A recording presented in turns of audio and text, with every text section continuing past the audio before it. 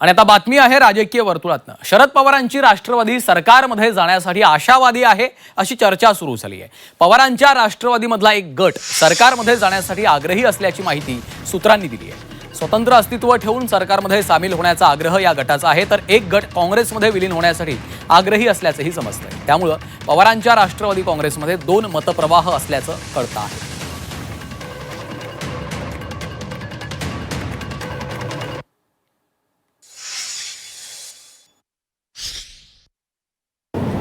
बाजारात ज्या तुरी जाणार त्याच्याविषयी आत्ताच बोलणं योग्य होणार नाही। कोणी ऑफिशियल अशा पद्धतीनं मत व्यक्त केलं तर मला असं वाटतं आम्हालाही ऑफिशियल मत व्यक्त करता येईल। ज्याचा त्याचा विचार ज्याचा त्याचा असू शकतो।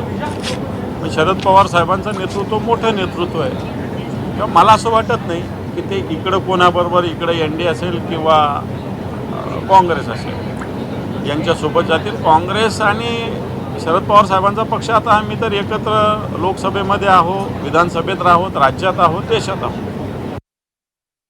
नाही, अनेक जण काँग्रेसमध्ये येण्यासाठी इच्छुक आहेत, त्यांच्याशी हायकमांडशी चर्चा सुरू आहे आणि मला वाटतं की मोठ्या प्रमाणामध्ये जे सेक्युलर विचाराचे आहेत, फुले शाहू, छत्रपती शिवाजी महाराज, डॉक्टर बाबासाहेब आंबेडकरांच्या विचाराची जी मंडळी आहे ती नक्की काँग्रेसमध्ये येईल आणि त्यांच्याबरोबरचा संवाद हायकमांडबरोबर सुरू झालेला आहे अशी माझी माहिती आहे। त्यांचं स्वागतच आहे।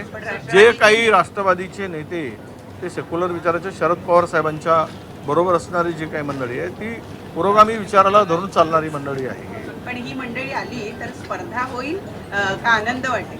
नाही, आता स्पर्धेसाठी राहिलंच कुठे, आमच्याकडे मोकळाच मैदान आहे, त्यामुळं येणाऱ्यांचं स्वागत आहे।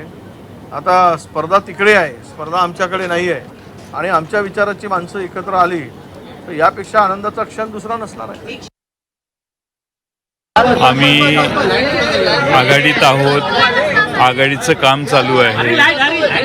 तुम्ही पक्षात आमच्या दोन गट आहेत असं जनतेला सांगण्याची आवश्यकता नाही। आम्ही सगळे एकसंघ आहोत आणि आम्ही आघाडीत काम करतोय।